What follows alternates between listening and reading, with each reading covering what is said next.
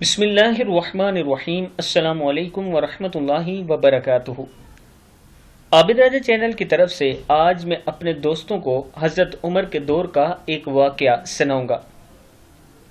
صحابہ کرام کی کیا شان تھی، آپ اس ویڈیو میں دیکھ سکتے ہیں اور سن سکتے ہیں۔ تو شروع کرتے ہیں۔ بسم اللہ الرحمن الرحیم۔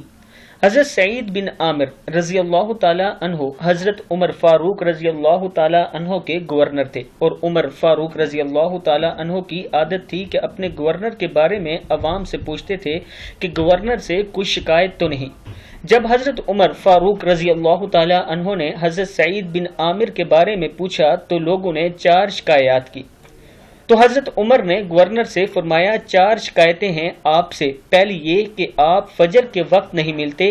حضرت سعید بن عامر نے جواب دیا کہ میری بیوی جس نے 30 سال میری خدمت کی اب معذور ہو گئی ہے۔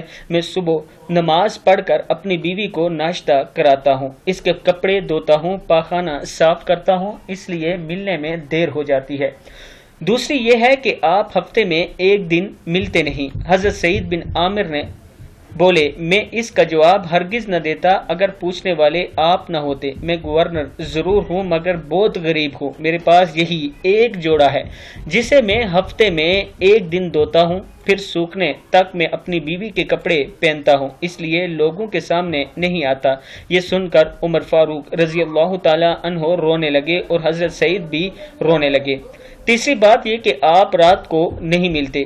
حضرت سعید بن عامر بولے دن سارا مخلوق کی خدمت کرتا ہوں، میری داڑھی سفید ہو چکی ہے، کسی وقت بھی مالک کا بلاوا آ سکتا ہے، اس لیے پوری رات اس رب کی عبادت کرتا ہوں، کہیں حشر کو رسوا نہ ہو جاؤں۔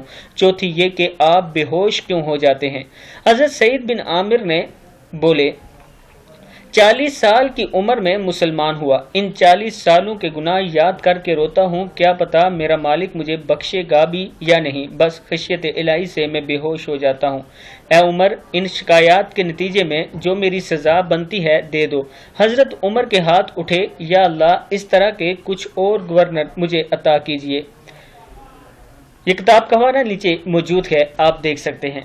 دوستو، آج کے دور میں ذرا نظر دوڑائیں کہ کیا پورے پاکستان میں کوئی ایک بندہ بھی ایسا ہے جس کی ہم مثال پیش کر سکیں؟ ہرگز نہیں ہے۔ یہ تھے میرے صحابہ جو نبی اکرم صلی اللہ علیہ وآلہ وسلم کے شاگرد تھے اور ان سے دین سیکھا تھا، ان سے کلمہ پڑھا تھا۔ تو پھر ان کی عادات اور ان کا طریقہ اتنا اچھا کیوں نہ ہوتا کہ آپ اپنے نبی کے راستے پر چل رہے تھے؟ میں اپنے دوستوں سے گزارش کروں گا کہ صحابہ کرام کے بارے میں اپنے دل میں کبھی بھی بغض نہ رکھنا، ایسا نہ ہو کہ کل محشر کے دن آپ اپنے نبی کا سامنا نہ کر سکیں۔ اس ویڈیو کو آپ دوستوں نے آگے زیادہ سے زیادہ شیئر کرنا ہے۔ السلام علیکم ورحمۃ اللہ وبرکاتہ۔